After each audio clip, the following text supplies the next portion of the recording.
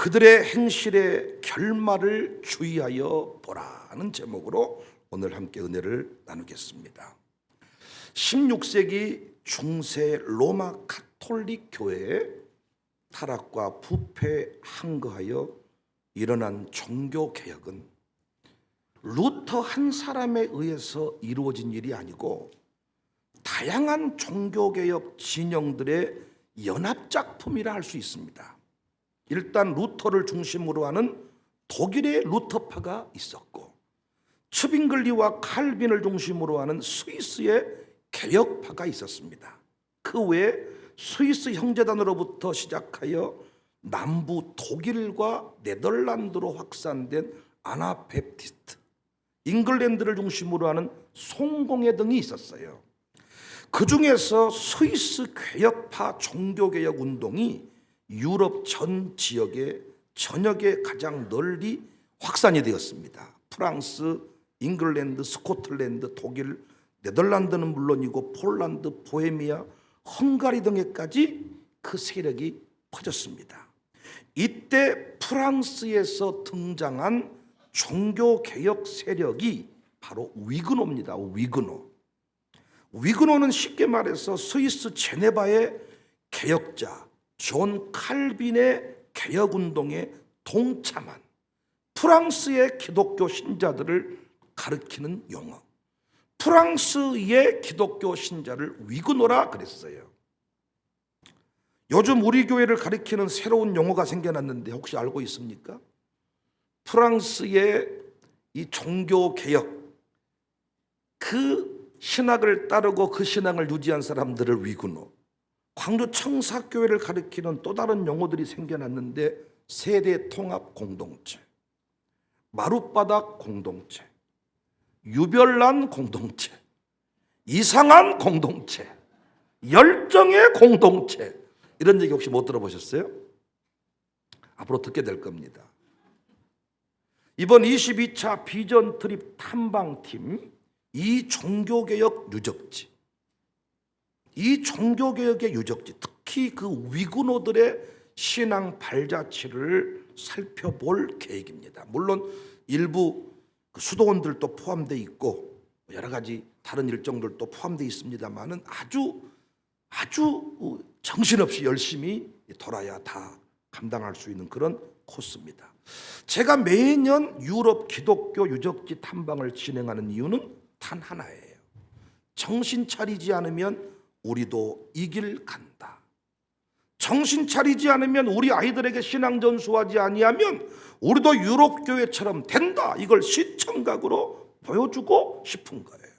특별히 코로나 상황에서 어떤 저항도 하지 않고 맥없이 예배당 문을 닫아버리고 예배자의 신앙을 포기해버린 이런 절망의 상황에서 진행하는 비전들이 느낌이 남다를 것 같습니다.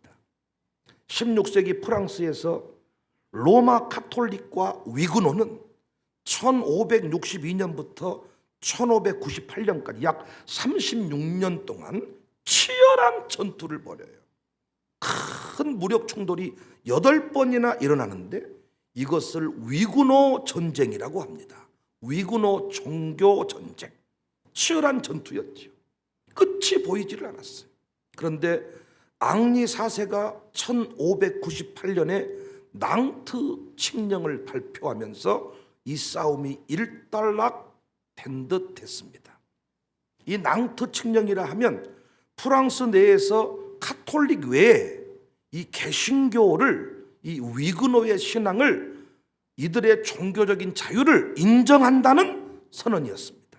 그런데 앙리 4세가 광신적인 가톨릭 교도에게 암살당하면서부터 다시 상황이 달라지기 시작했어요.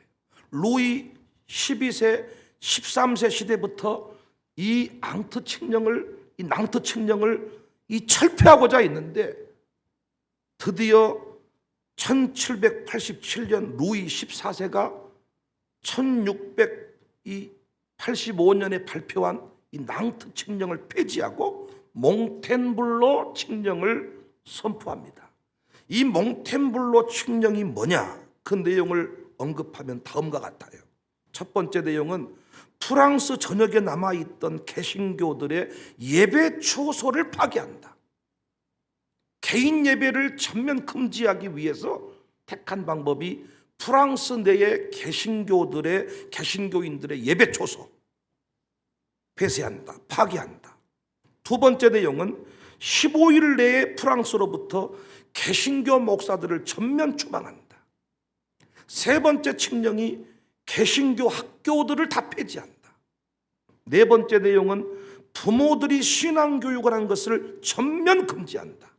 다섯 번째 내용이 로마 카톨릭 신부에게 자녀 세례를 받아야 되고 양육도 받아야 된다. 여섯 번째 칙령이 4개월 이내에 프랑스로 돌아오는 데 실패한 개신교, 피난을 떠났거든요. 근데 이 실패한 개신교도들은 모든 부동산과 동산을 몰수한다.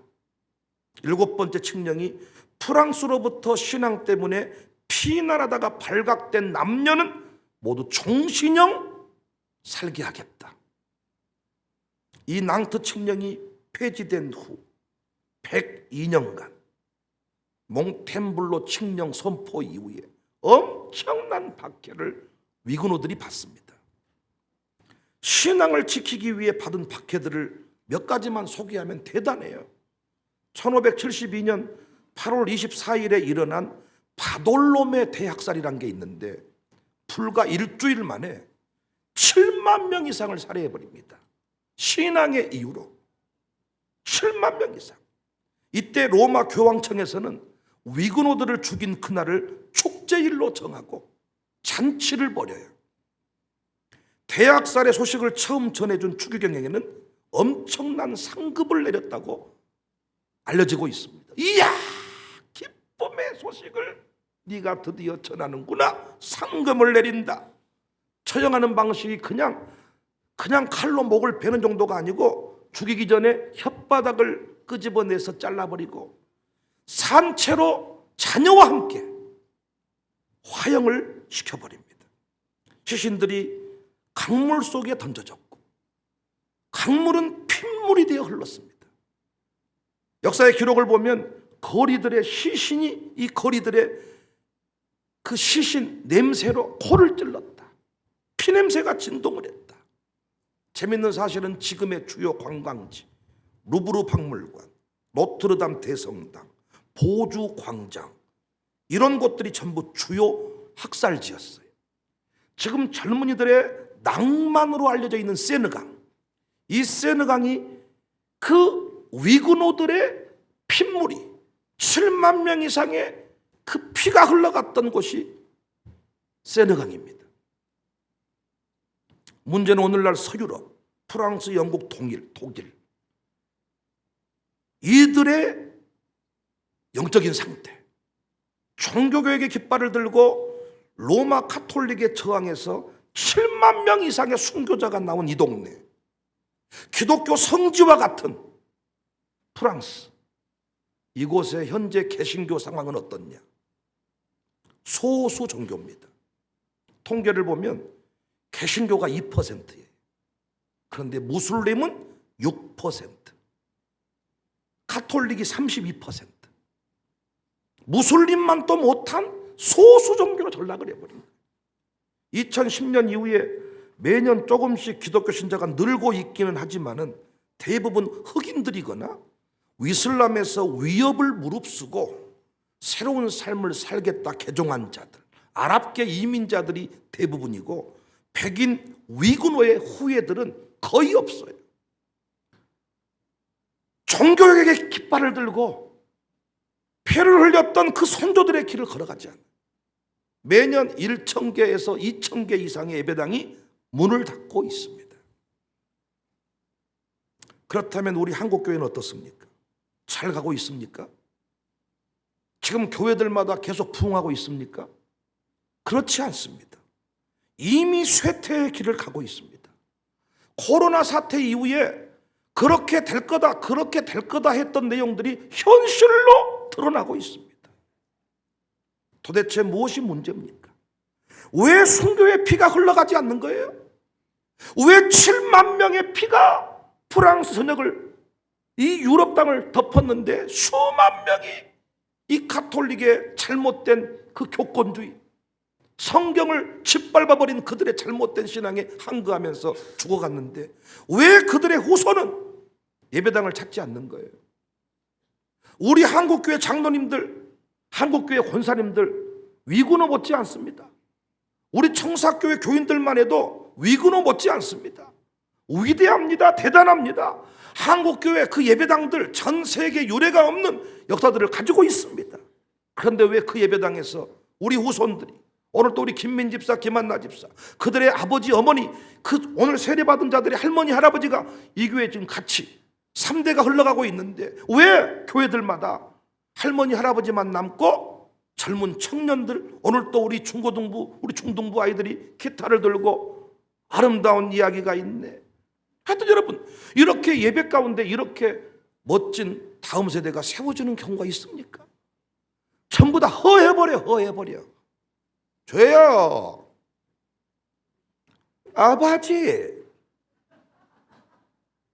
누구요? 목사님이요? 화장실도 갔다가 화장실을 가려고 일어서는데 10분, 갔다 오는데 예배 끝나버려. 날마다 장례를 치르는 일이 교회 일상이 돼버렸습니다.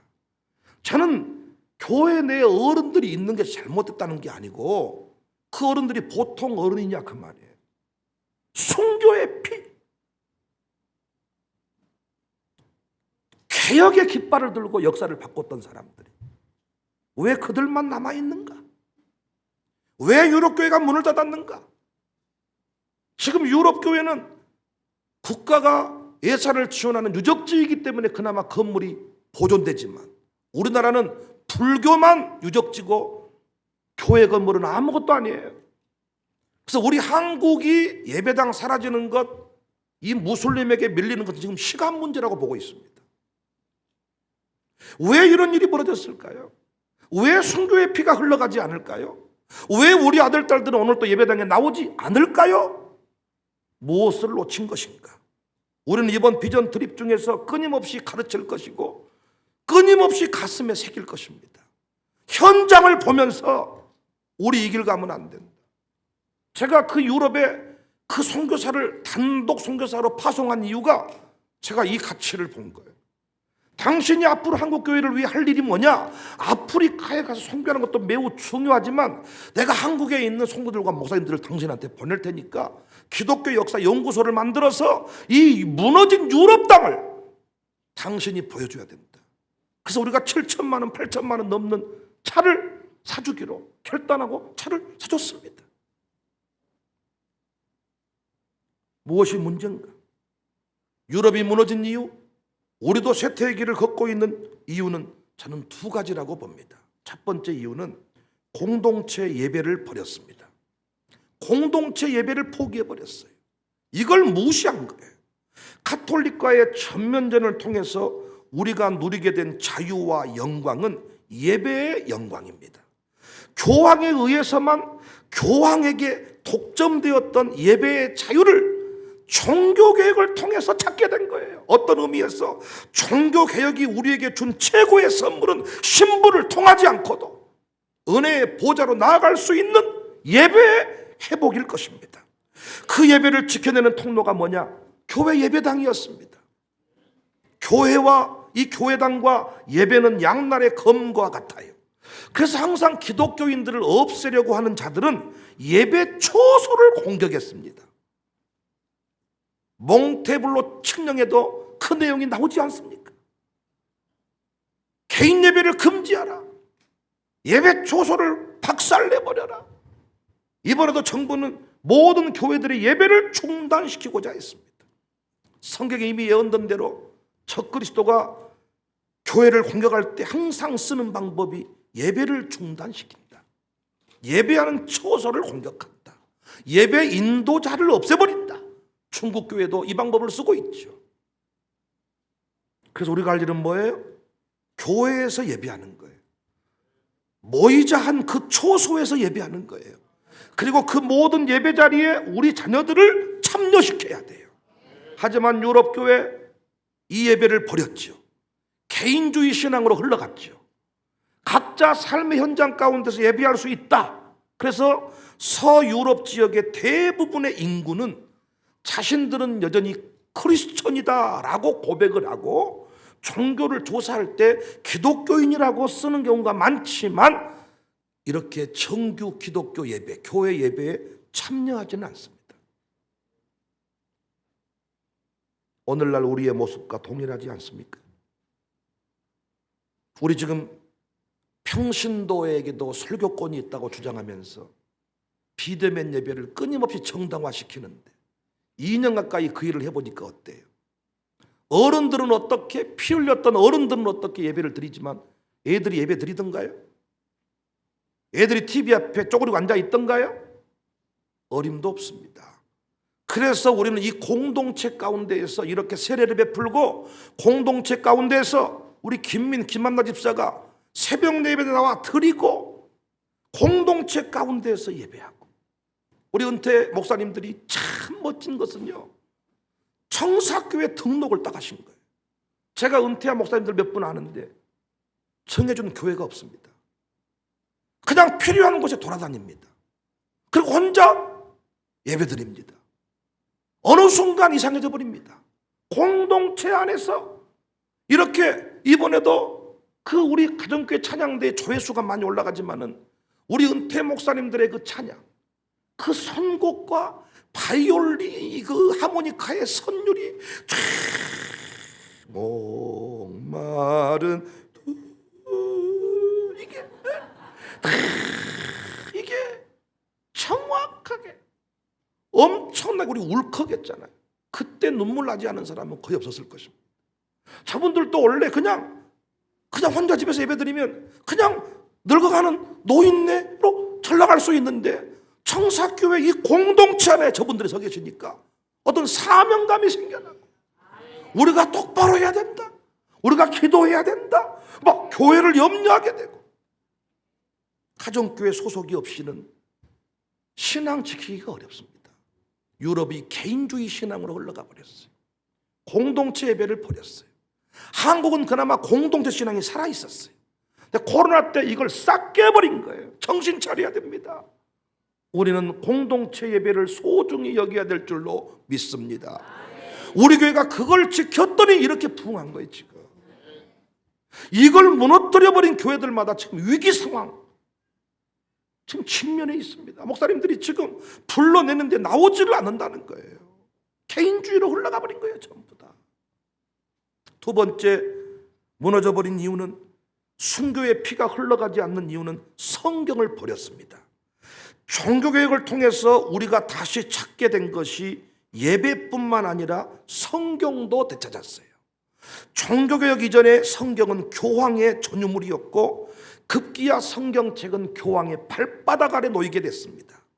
그런데 종교개혁자들을 통해서 이 루터 종교개혁가를 통해서 오직 성경으로 종교개혁을 단행했습니다. 그때부터 다시 신자의 손에 성경이 들려지기 시작했죠. 훗날 인쇄술의 발달로 이 종교개혁의 속도가 빨라진 거예요. 왜? 모든 사람들은 성경이 보급되기 시작한 거예요. 그런데 유럽에서 시작된 계몽주의 역량으로 인간은 또 다른 함정에 빠지기 시작합니다. 무슨 함정이냐? 모든 것 위에 인간의 이성을 둔 거예요. 인간의 이성을 무시하는 집단이 이단이지만은 이성을 뛰어넘는 게 신앙이거든요. 그런데 이들은 급기야 신앙, 성경이 아니라 이성을 숭배하게 됐습니다. 이런 계몽주의 역량으로 독일에서 자유주의의 신학이 태동하게 돼요. 자유주의 신학의 핵심이 뭐냐? 기독교 안에 일어나는 초자연적인 역사를 없애버리는 거예요. 성육신 사건, 처녀 동정녀 잉태 사건, 홍해바다를 건넜다, 이건 갈대 사이를 지나간 것이지 바다를 건넌 것이 아니다. 초자연적인 역사를 없애버린 것입니다. 이런 상황에서 교회는 두 가지 방향으로 움직여 갔어요. 한 방향은 교회를 사회로부터 분리시켜서 신앙을 보존하고 전통적인 기독교 교리를 천명하는 방향으로, 또 한 방향은 현대사에 적응하기 위해서 신앙의 타협을 모색하는 방향. 첫 번째를 근본주의라 하고 두 번째를 현대주의라 합니다. 이 근본주의와 현대주의가 치열하게 싸웠는데 18세기 중엽 이후 유럽의 복음주의와 개혁주의는 이성주의, 현대주의, 결국은 그 영향 아래 놓이게 됩니다. 여기서 성경의 고등 비평이 나와요. 무슨 말이냐? 성경의 권위를 짓밟아버리는 거예요. 정황무후한 하나님의 말씀이 아니라 인간이 쓴 오류가 있는 역사책, 어떤 소설책, 이 정도로 평가를 해버리는 거예요. 우리는 성경의 말씀을 있는 그대로 믿잖아요. 그런데 이 자유주의 신학은 성경을 그대로 믿지 않습니다. 더 이상 말씀이신 하나님을 믿지 않아요. 어떻게 신자의 길을 갈 수 있겠어요? 어떻게 예수님만이 유일한 구원의 길이라고 말할 수 있겠어요? 어떻게 동성애가 잘못됐다고 말할 수 있겠어요? 성경 외에는 그걸 잘못되었다고 말한 곳이 없는데. 그래서 유럽은 더 이상 복음을 전하지 않습니다. 성경을 가르치지 않습니다. 성경은 더 이상 정황무후한 하나님의 말씀이 아닙니다. 여러분, 계시록에서 하나님은 요한 공동체에게 하나님 보좌를 보여주었죠. 황제의 보좌보다 더 큰 위대한 보좌, 하나님의 보좌를 보여주면서 이기라고 했잖아요. 계시록 4장 1절 2절. 이 일 후에 내가 보니 하늘에 열린 문이 있는데 내가 들은 바 처음에 내게 말하던 나팔 소리 같은 그 음성이 이르되 이리로 올라와라. 이후에 마땅히 일어날 일들을 내가 내게 보이리라 하시더라. 2절 내가 곧 성령에 감동되었더니 보라 하늘에 보좌를 베풀었다. 당시 황제의 보좌가 모든 권세를 다 가지고 있었거든요. 그런데 하나님의 보좌를 보여주었습니다. 그 보좌 위에 앉으신 이가 있었습니다. 하나님이셨습니다. 우주 만물의 통치자. 그리고 그 옆에 24 보좌 위에 금관을 쓰고 앉아있던 24 장로를 보여줍니다. 계시록 4장 4절 또 보좌에 둘러 24 보좌들이 있고 그 보좌들 위에 24 장로들이 흰옷을 입고 머리에 금관을 쓰고 앉았더라. 이거 승리한 교인들이 누릴 영광을 말하거든요. 그래서 계시록에서 계속 강조하는 게 이기는 교회에게, 이기는 자에게 내가 이런 상급을 준다. 여러분은 이런 얘기를 들으면 위로가 되세요, 뻥치고 계시네, 이런 마음이 있으세요? 옛날에 우리 선조들은 철통같이 성경을 믿었지요. 주의 재림을 믿었지요. 상급을 믿었지요. 그래서 주님이 주신다, 상급이 있다, 네 자녀에게 영광을 준다, 그 말 그대로 믿었습니다. 그런데 잘 사는 이 시대, 똑똑한 교인들이 사는 이 시대, 교회가 뭘 준다고 할 때 기쁨도 없어요. 저 우리 교회 돈을 엄청나게 주잖아요. 우리 교회 진짜 돈을 이렇게 많이 주는 교회가 또 있을까 싶어요. 그런데 우리는 더 이상 기뻐하지 않습니다. 옛날에 못 먹고 살았을 때는 초콜릿만 줘도 사탕 먹고 싶어서 서울 큰 교회에서 내려온 구제 잠바 하나 얻어 입으려고 교회에 왔는데, 지금은 돈을 한 뭉탱이를 줘도 감동이 없는 시대입니다. 하물며 하나님이 상급을 준다 할 때 믿는 사람이 얼마나 될까? 헐벗고 가난한 시대에는 준다는 것이 너무 큰 위로가 됐는데, 금면류관이란 말만 들어도 금부치캥이는 쇠부치도 없어. 근데 금면류관 쓰고 위로받는 날이 올 것이다, 견딜 수 있는 이유가 됐는데, 오늘날 이 시대 계몽주의, 이성주의, 현대주의, 물질주의, 세속주의, 이것들이 우리를 공격해서 더 이상 그것들이 믿어지지 않습니다. 그래서 아예 어떤 신학자들은 상급 무용론을 주장합니다. 상급은 없다는 거야. 여러분 어떠십니까? 상급을 믿으시나요? 주의 재림은 믿으시나요? 아니, 어떻게 처녀가 잉태하여 아들을 낳아요? 어떻게 구름 타고 주님이 다시 뭐 손오공입니까? 어? 주님이 다시 오신다. 나 밟을 때 나의 이름. 요즘에 그런 재림 찬송도 안 부릅니다. 믿어지지 않는 거예요. 그런데 여러분, 성경을 믿으면, 자유주의, 이성주의를 내려놓고 성경을 있는 그대로 믿으면 모든 것이 쉬워지거든요. 우리 애들이 5학년 되기 전까지는 엄마가 줄게, 엄마가 다 해줄게, 엄마 아버지 말을 다 믿잖아요. 근데 중학교 때부터는 엄마가 임마 잘 보관하고 있어, 뻥치고 있네, 빨리 이 줘요 그러잖아요. 그리고 어렸을 때는 500원만 준다 그래도 쓰레기 버리고 다 할게요. 그런데 중학교 때부터는 그런 거 필요 없습니다. 그까짓 것 좀 가지고 내가 움직이겠습니까? 이런 식이야. 상급까짓 거 필요 없대. 통장 돈 많이 있대. 금별료관 필요 없대. 자기 집에 금돼지, 금소, 자기 집 바닥이 다 금이래. 필요 없대. 물론 상급이라는 것이 우리가 가지고 있는 그런 세속적인 물질적인 그런 내용이 아니지요. 그러나 성경 그대로 상급이 있다, 위로를 주신다, 승리한다, 역전이 있다, 예비하는 사람이 이긴다, 믿음으로 살면 네 자녀가 된다. 성경 그대로 믿으면 모든 것이 쉽고 클리어해지고, 중요한 것은요, 역사의 위기 때마다 상급을 그대로 믿었던 사람은, 상주심을 믿었던 사람은 이겼지만, 상급이 어디 있다냐? 그 사람들이 친일파의 길을 걸어가고 그 사람들이 배신자의 길을 걸어갔습니다.